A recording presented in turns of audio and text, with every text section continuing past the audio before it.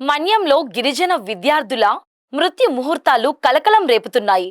Rampachodavaram ITDA పరిధిలోని గిరిజన సంక్షేమ ఆశ్రమ పాఠశాలల్లో వరుసగా విద్యార్థుల మరణాలు చోటు చేసుకుంటూ ఉండటంతో గిరిజన కుటుంబాల్లో భయాందోళన నెలకొంది.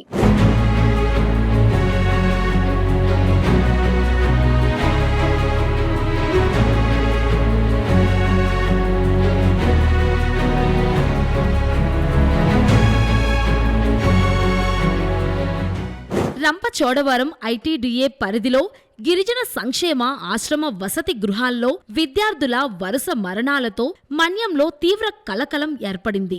మారేడుమిల్లి ఆశ్రమ పాఠశాల విద్యార్థిని దివ్యతేజ ఇటీవల అనుమానాస్పద పరిస్థితుల్లో మృతి చెందింది. ఆ విషాదం మరవకముందే ఇప్పుడు మరో విద్యార్థి మరణ వార్త గిరిజన ప్రాంతాలను ఉలిక్కి పడేలా చేసింది.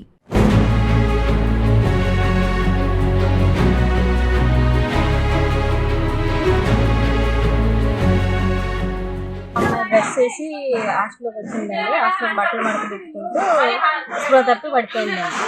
డ్రెస్ వేసి వచ్చిందండి, ఎంతగానే వచ్చింది. పడిపోయిన వెంటనే హాస్పిటల్కి రిఫరల్ చేసింది. హాస్పిటల్కి మాడిమల్లి హాస్పిటల్ తీసుకెళ్ళగానే రంపచోడవరం ఏరియా హాస్పిటల్కి రిఫరల్ చేశారండి. తీసుకురాగానే ఇక్కడ వాళ్ళు డెత్గా నిర్ధారించారు. దారిలోనే అయిపోయింది. అక్కడ బాగానే ఉందండి. స్పృహ తప్పిన కొంచెం స్పర్శనాడి మాకు స్పృహ తప్పి పడిపోయిందని తెలియగానే వర్కర్లు చెప్పారండి. వర్కర్ బండించుకొని వచ్చి మాడిమల్లికి అడ్మిట్ చేశారండి. మాడిమల్లి హాస్పిటల్లో పక్కనే ఉందండి. మరోవైపు రంపచోడవరం మండలం ఇసుకపట్ల గ్రామానికి చెందిన 9వ తరగతి విద్యార్థి శనివారం సాయంత్రం నుండి హాస్టల్ నుండి అదృశ్యమయ్యాడు. అయితే హాస్టల్ సిబ్బంది ఈ విషయాన్ని బయటకు చెప్పకుండా రహస్యంగా ఉంచినట్లు ఆరోపణలు వస్తున్నాయి. 2 రోజులు గడవకముందే సిరిగిందలపాడు సీతపల్లి వాగులో గుర్తు తెలియని మృతదేహం గుర్తింపు లభించడంతో ఆ యువకుడి మృతదేహమని తేలింది. అయితే ఇక్కడ సోషల్ మీడియాలో ఈ వార్త వైరల్ అయిన తరువాతే అధికారులు స్పందించడం గమనార్హం.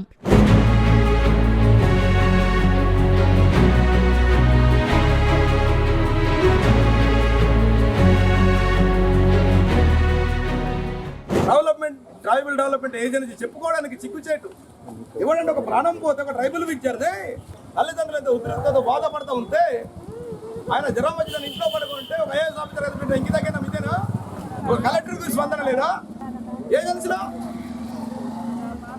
అయితే విద్యార్థి మృతిపై పోలీసుల దర్యాప్తు ప్రారంభమైంది. మృతదేహాన్ని పోస్టుమార్టం నిమిత్తం రంపచోడవరం ఏరియా ఆస్పత్రికి తరలించారు. మరోవైపు మాజీ ఎమ్మెల్యే ధనలక్ష్మి మృతుని కుటుంబాన్ని పరామర్శించి ప్రభుత్వం వెంటనే స్పందించాలని డిమాండ్ చేశారు.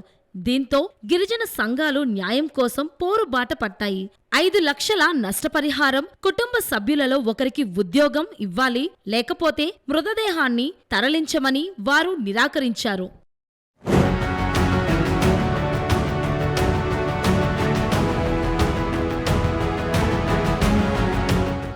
రాష్ట్ర ప్రభుత్వానికి తెలియాలి, కేంద్ర ప్రభుత్వానికి తెలియాలి. ఎంతో విలువలతో కూడుకున్నటువంటి ఐటీడీఏ రంపచోడవరం లోపల స్థాపించి నేటికి 49 సంవత్సరాలు కావస్తున్నా మేము ఇక్కడ సరైనటువంటి అధికారులకు వేయకపోవడం వల్ల ఈ ప్రాంతం అంతా అభివృద్ధి చెందకపోవడం ఒక ఎత్తు అయితే, ఇక్కడ అనేక మరణాలు సంభవించడానికి గల కారణాలు ఇక్కడ ఉన్నటువంటి అధికారుల వల్ల నిర్లక్ష్యం వల్లనే ఈ రోజు బాలుర ఆశ్రమ పాఠశాలలో ఉన్నటువంటి విద్యార్థి మరణానికి ఎవరైతే కారకులు వారందరి మీద కూడా ఎఫ్ఐఆర్ వేయాలి. ఆ ఎఫ్ఐఆర్ వేసిన తర్వాతనే మేము ఆ శవాన్ని తీసుకువెళ్ళాలా ఏటా అన్నది మేము నిర్ణయిస్తాం.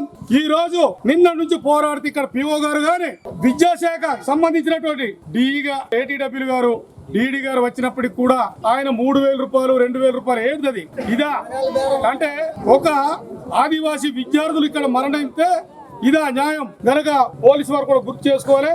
మేము న్యాయం కోసం పోరాడితే మీరు మా మీద కేసులు కడుతున్నారు. రేస్ కట్టుకోండి, తప్పులేదు. ఇది కేసులు అన్నవి భయపడేది ఏమీ లేదు. ఎందుకంటే ఇది పోరాటంలో భాగం. న్యాయం కోసం పోరాడుతున్న కట్టండి. మీకు పేర్లు తెలియకపోతే పేర్లు చెప్తాను. ఫస్ట్ A1గా నాకు వేసుకోండి. వెదురు లచ్చిరెడ్డి, ఆదివాసుల చైతన్య వెదురు సంక్షేమ సంఘం తరఫున. విద్య కోసం ఆశ్రమాల్లో చేరిన గిరిజన పిల్లలు మరణముఖం పడుతున్నదంటే ఇది వ్యవస్థల వైఫల్యమా, అధికారుల నిర్లక్ష్యమా? ఈ ప్రశ్నలకు సమాధానాలు దొరకాల్సిన సమయం ఆసన్నమైంది. ఇలాంటి ఘటనలు మళ్లీ జరగకుండా నిర్బంధ చర్యలు తీసుకోవాలని గిరిజన సంఘాలు స్పష్టంగా చెబుతున్నాయి.